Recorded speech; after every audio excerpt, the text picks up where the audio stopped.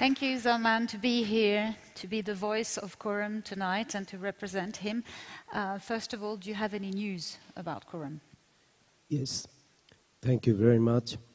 I have a news from Khurram. He is currently in Rohini prison in Delhi, one of the most high security prisons in India.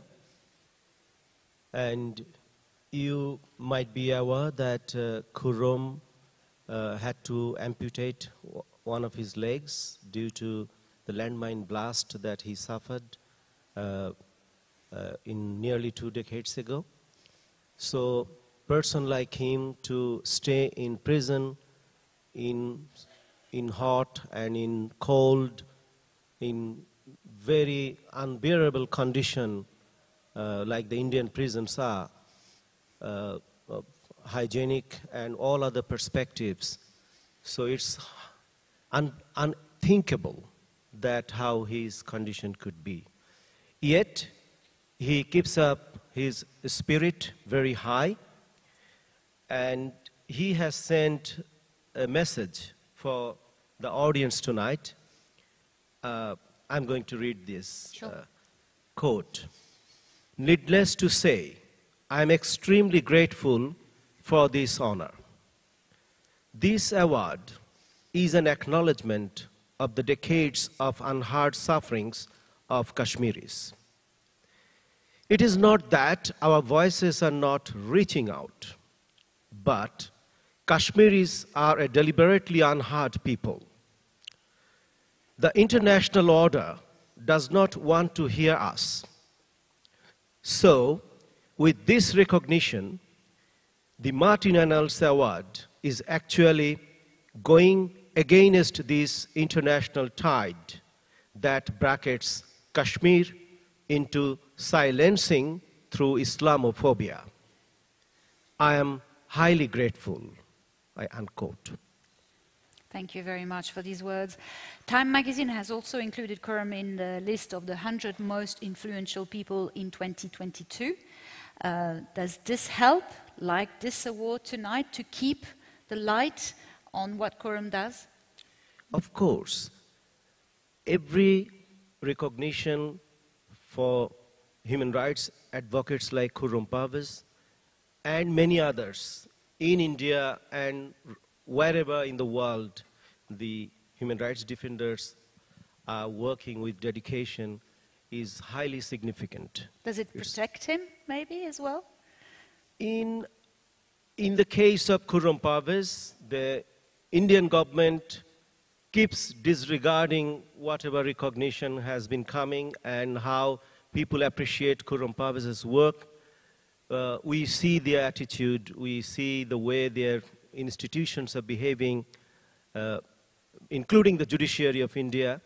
So it's still the sign of respect for human rights and the human rights principles is not visible exclusively in the case of Khurram Parvez.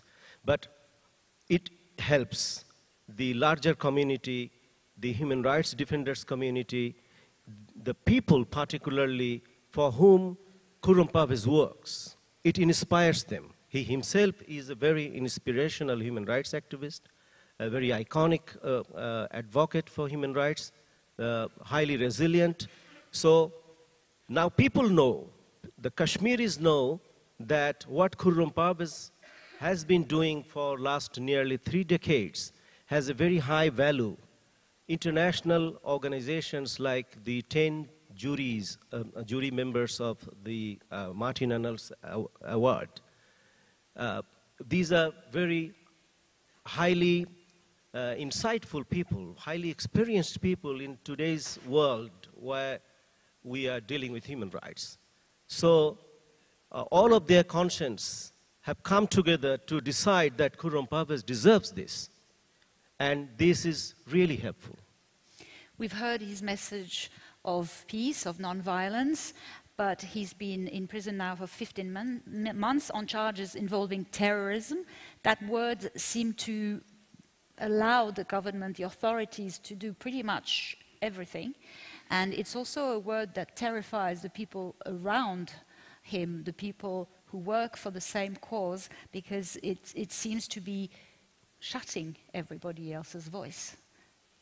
That's what exactly the government of India wants to do, but I believe that the conscience of this world, the human rights movement that is going on and that requires in this juncture in the world, that will ultimately defeat the pattern of violence and the kind of abuse of draconian laws like UAPA, which empowers the agencies of the state in India to accuse any individual person or entity, whomever they target, to be quote-unquote terrorist.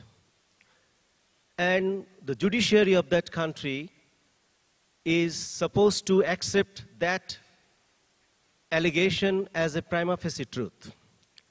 So that's what the law says. So in that context, basically, the state is denying the right to fair trial to persons like Khurram Parvez. There are many others who are suffering similar charges. So this is extremely,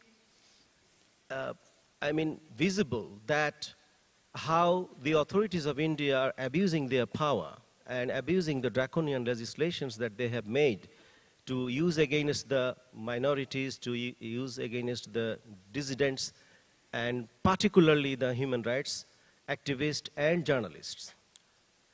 Today, you don't see any report, any documentation from Kashmir. There have been increased deployment of security forces in recent months and recent weeks. Community centers are being occupied by the armed forces and different paramilitary forces in Jammu and Kashmir area, while people are forced to cancel their social ceremonies like wedding ceremonies and other parties. And the state doesn't care. So in that context, journalists are being prevented, human rights defenders are being prevented to fly beyond the boundaries of India. They have created no-fly list for journalists and human rights defenders, and that includes the colleagues of Khurram. There are extreme form of surveillance that's going on against the human rights defenders. Coercion is going on against them, and some of them are very much targeted to Khurram Parvez. So I want to request, we have the High Commissioner for Human Rights present here, that his office, the special procedure mandates of the human rights mechanism of the United Nations, the treaty bodies, wherever India signs very few treaties in relation to this kind of atrocities and crime against humanity that is happening in Jammu and Kashmir. So every mandate should step up their efforts at this point. And all the human rights organizations that are working with their mandates in India and Jammu and Kashmir, they must be more vocal, more active than ever. And we hope your message has been heard.